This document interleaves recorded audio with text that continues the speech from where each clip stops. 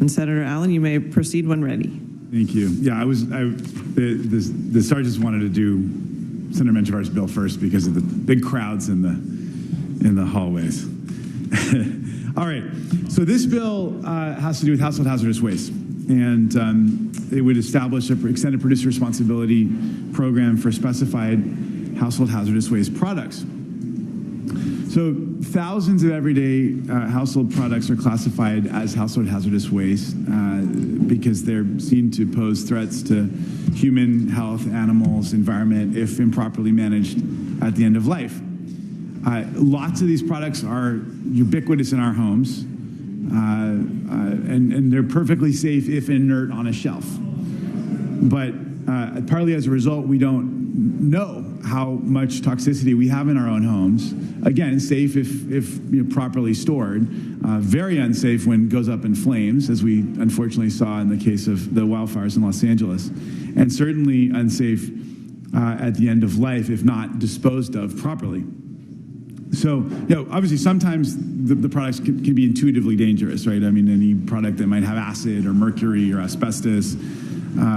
But even so folks are more inclined to take care of those more carefully. But even things like adhesive or cleaning agents can sometimes have toxicity that needs to be properly disposed of afterwards. And one of the problems, of course, is even if a person knows that a product is toxic and can't simply just be tossed in the trash, many communities don't have a convenient system for safely collecting the waste, as local facilities may be located far away or limited open hours due to budgetary pressures. I know there's a bunch of things we just kind of set aside, and I know friends who just say they've literally seen my little pile in the corner and say, "Why don't you just throw it out?" Well, it's all toxic.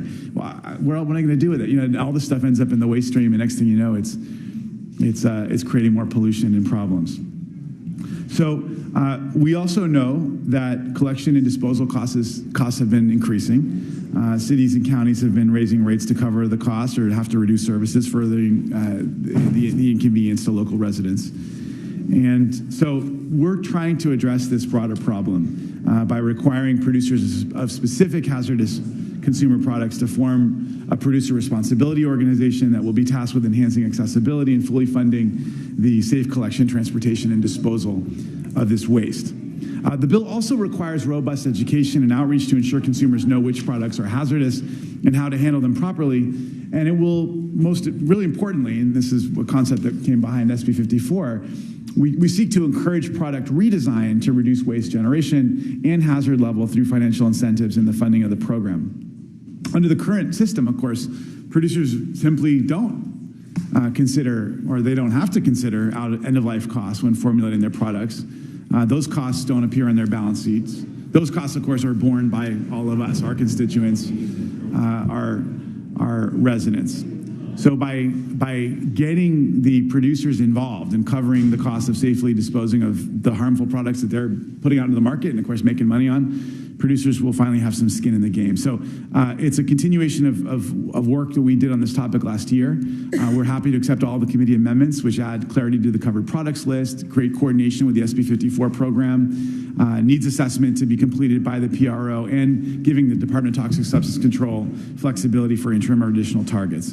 Also, I just want to say that I'm committed to continuing to engage with the impacted stakeholders on this bill to find a solution that ensures that we make progress in reducing improper disposal, reducing the generation of hazardous waste in the first place, and ensuring safe, convenient, proper management of the waste that is generated. I want to just say how much I appreciate the collaboration and effort of the creative solutions that industry stakeholders have proven willing to engage in. We were barreling ahead with this bill, and we actually delayed it last year because we wanted to give some more opportunities for real creative discussion with industry, and we look forward to continued conversation this year. So I have with me today Heidi Sanborn from the National Stewardship Action Council, and I think John Kennedy may be lurking in the back.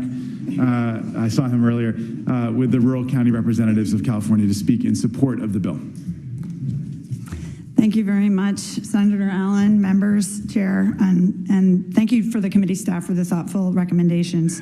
I'm Heidi Sanborn, the Executive Director of the National Stewardship Action Council, a nonprofit that advocates for a responsible circular economy and one of the nation's foremost experts in extended producer responsibility, otherwise known as EPR.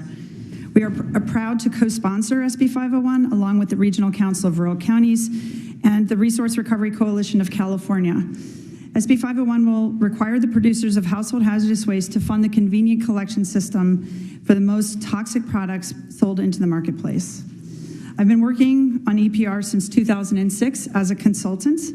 When I delivered a report to the then Waste Management Board, it shows my age, on the end-of-life framework to analyzing household hazardous waste policy approaches.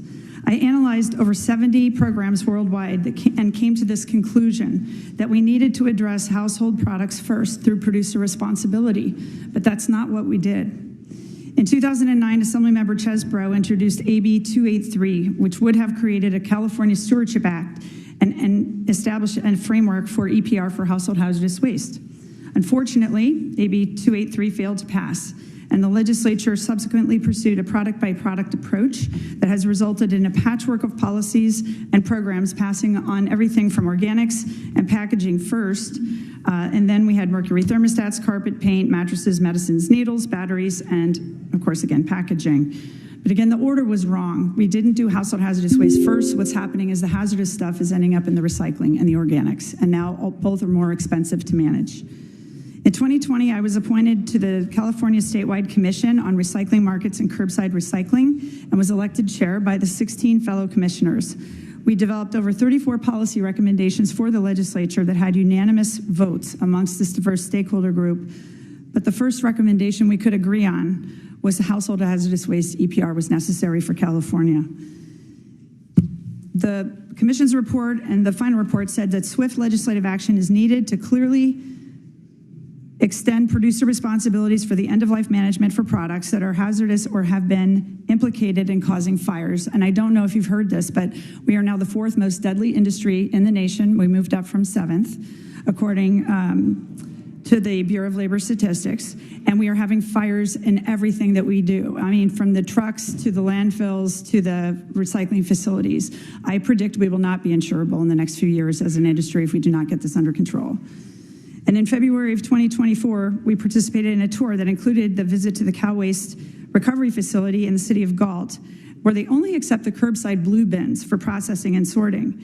And in the back of the facility, we noticed there was a hazardous waste facility. And I said, why do you have a hazardous waste facility and a blue bin, MRF? And they said, because we pull 183,000 pounds of household hazardous waste just last year off that one sort line, and that all came out of so-called clean packaging recycling materials, which means diazinon containers and everything else are ending up in the clean recyclable packaging that's going to be made into our next packaging products. This is especially concerning because these toxic products, again, can contaminate the food-grade materials. So we need an end-of-life plan for these products. I really hope this is the year, and we're open to working with stakeholders, as the senator said. So we ask for your leadership and appreciate your support for this bill. Thank you. Good morning, John Kennedy with the Rural County Representatives of California. Thank you for allowing us to be here today. We're pleased to be a co-sponsor for this bill. We represent smaller counties, 40 smaller counties ranging in size from Alpine County with about 1,100 residents to Sonoma with about 500,000. As local governments, we're responsible for solid waste management. One of the core responsibilities also includes managing household hazardous waste from our residential, from residents and also from small businesses. We have 185 facilities throughout the state, supplemented by curbside collection of household hazardous waste, on-call household hazardous waste collection in some areas.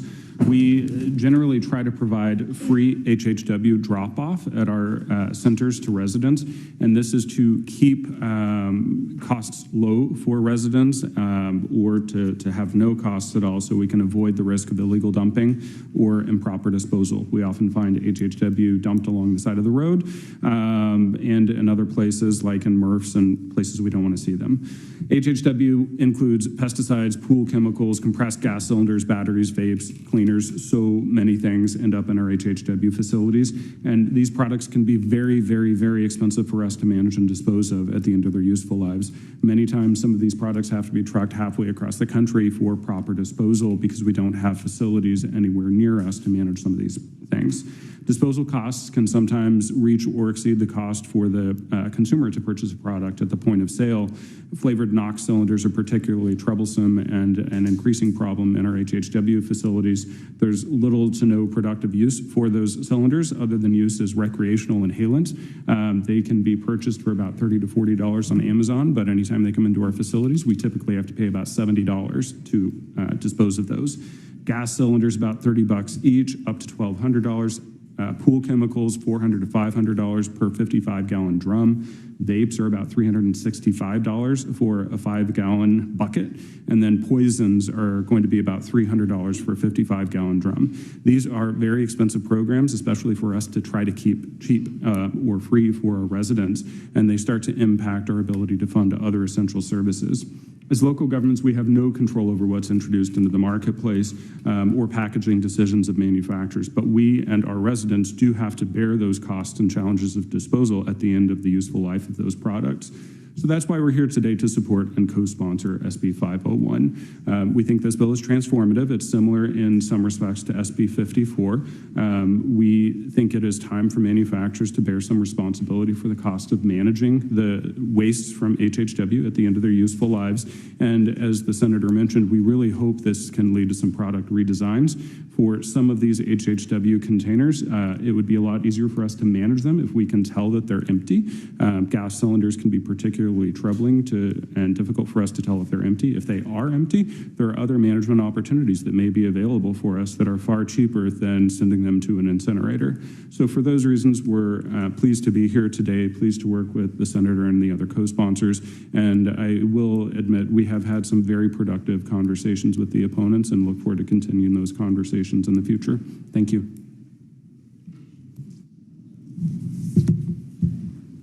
Thank you. Anybody in the room wishing to express support, please come forward and state your name, the organization that you're with, and whether you support or oppose. Hi, Katie McCammon with 350 Sacramento in support. Thank you all. Speaking in opposition to, let's just see what happens. Otherwise, Kathy Schaefer, Climate Reality Project, California Coalition in support. Hi, Lindsay Goldhorn with the Resource Recovery Coalition of California. Pleased to co-sponsor the bill. Good morning, Christina Scaringe with the Center for Biological Diversity and Support. Jordan Wills on behalf of the California State Association of Counties in support. Thank you. Melissa Sparks-Kranz with the League of California Cities in support. Leslie Lukash, Zero Waste Sonoma in support, as well as representing Me Too's for Ban Single-Use Plastic, Center for Environmental Health, Facts Family Advocacy, advocating for chemical and toxic safety, Friends Committee of Legislation of California, Heal the Bay, Merced County Regional Waste Management Authority, Napa Recycling and Waste Services, Plastics Pollution Coalition, Sea Hugger, The Last Plastic Straw, and Western Plaster Waste Management Authority. Morning, Michael Caprio with Republic Services here in support. Shane Gussman on behalf of the Teamsters in support. Gabriela Facio with Sierra Club California in support. Erica Parker with Californians Against Waste in support. Hello, Stephanie Estrada with Cruise Strategies on behalf of the City of San Jose in support. Thank you. Clifton Wilson on behalf of the California Product Stewardship Council, Stop Waste, and the Solid Waste Association of North America, all in support. Thank you. Emily Pappas, not in support but not opposed. We're middle category on behalf of Animal Health Institute, the manufacturers of animal medicines that produce them. And we just want to say thank you to the author's office for working with us the last 2 years to resolve our concerns. Jack Yanis on behalf of Recology in support. Noah Melroy on behalf of Rethink Waste in support. Okay, great. Do we have any opposition witnesses wishing to come forward? Yes, please come forward.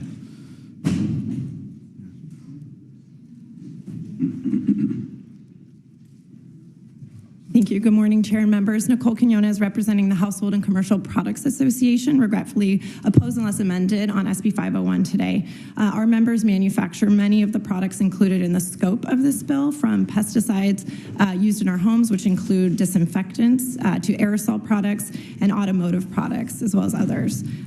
First, I do want to say that I appreciate the author's office, the sponsors, especially the comments from the senator today about how we've engaged thus far, and we certainly commit to continuing to engage with all the stakeholders to try to find an issue or a solution to this issue.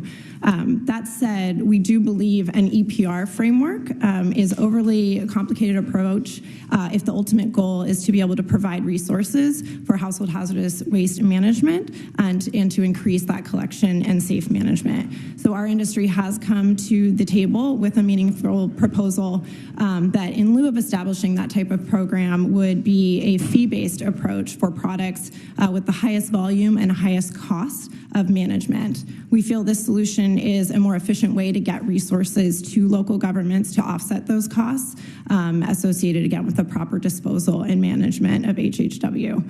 Unlike other EPR disposal programs, which are more focused in their product scope, SB 501 touches on a vast array of product categories that are dissimilar in nature, and we feel would make it more complicated to implement. In addition, many of the companies in scope of SB 501 are also producers under SB 54, which the analysis notes, but they are spending very significant resources to ensure the program that SB 54 is successfully implemented. So the idea of trying to take on another very similar program and get that up and running simultaneously just feels very challenging. So that's why we've come to the table with a different approach. So again, just want to thank all the sponsors, the author's office, for all the conversations we've had so far. But today we are opposed unless amended. Thank you. Okay, thank you very much. Anybody else in the room wishing to express opposition, please come forward to microphone. Elizabeth Esquivel with the California Manufacturers and Technology Association, also with an oppose unless amended positions for the reasons provided. Thank you. Thank you. Dawn Kepke on behalf of the Chemical Industry Council of California, aligning our comments with HCPA in oppose unless amended position. Thank you. Sarah Polomu, California Retailers Association, also aligning our comments with HCPA, opposed unless amended. Good morning, Taylor Triffo on behalf of Western Plant Health, Crop Life America, and RISE, opposed unless amended. Thank you. Good morning, Chair and members. Adam Regley on behalf of the California Chamber of Commerce with an opposed unless amended position. Thank you. Good morning, Chair and members. Tim Shestak with the American Chemistry Council, also opposed unless amended. Thank you. Good morning, Erin Norwood on behalf of the California Pool and Spa Association, also opposed unless amended. Thank you. Dennis Albiani on behalf of Consumer Brands Association, also opposed unless amended. Thank you. Okay, thank you. Anyone else in the room? Okay, not seeing any. Then we'll bring it back to the members. I wanted to just ask a threshold question of the author and the sponsors. Can you break this down from the consumer's perspective of what would happen, for example, with a bottle of Windex, which is in a plastic bottle that is used completely? What is it that the consumer is currently supposed to do with that plastic bottle of Windex, and what would happen after this bill? How would the consumer in the house manage that plastic bottle? If it's considered hazardous and a covered product right now, it's interesting because some of the labels have said things like, and I've seen this on a diazonon bottle today, they say triple rinse and throw in your recycling bin. And of course, we don't want them in there because it's had a toxic chemical and it's absorbed those toxic chemicals. And we don't want it in with the food grade plastic.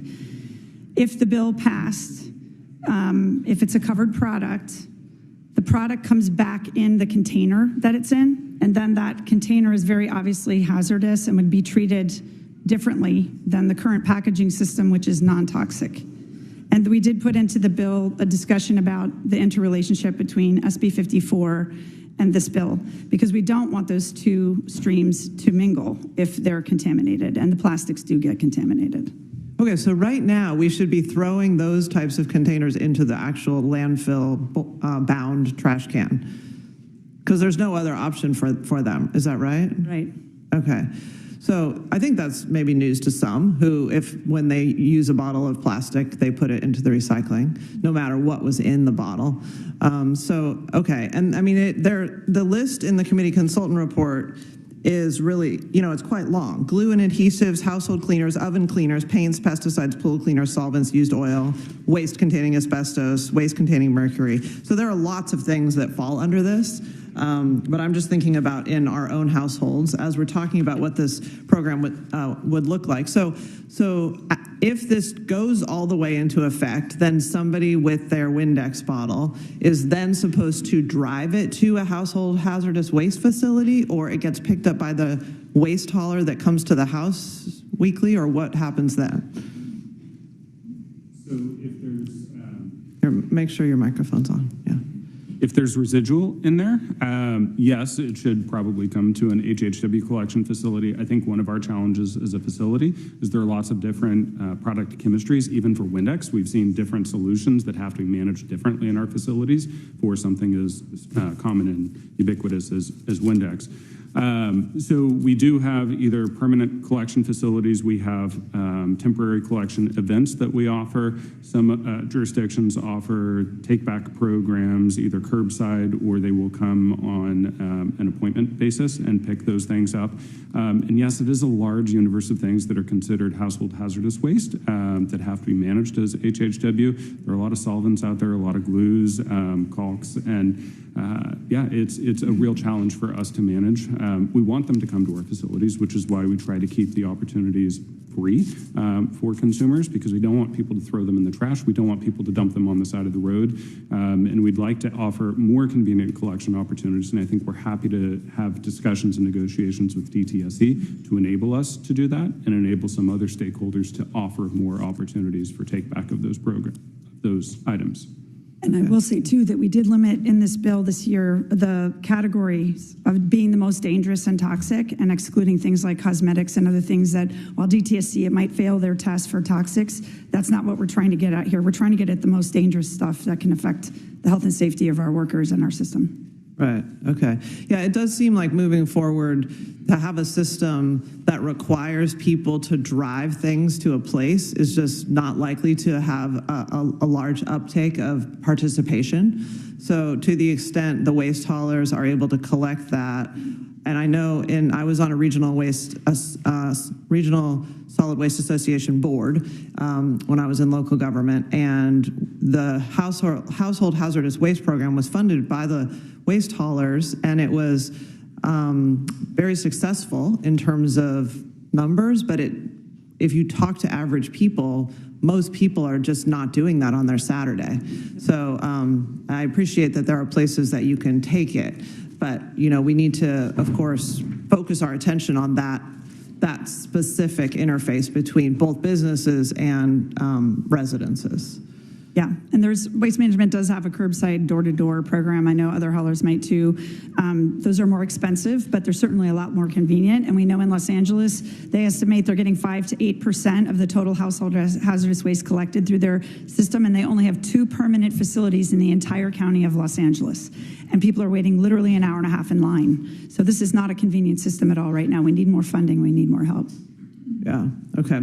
Well, I really appreciate the author and the sponsors for this bill, dealing with these problems across a range of topics, from SB 54, which you were the author of, but also all of the different things that Ms. Sanborn mentioned, of all the different producer responsibilities that we're working on and working toward. That clearly needs to be the framework.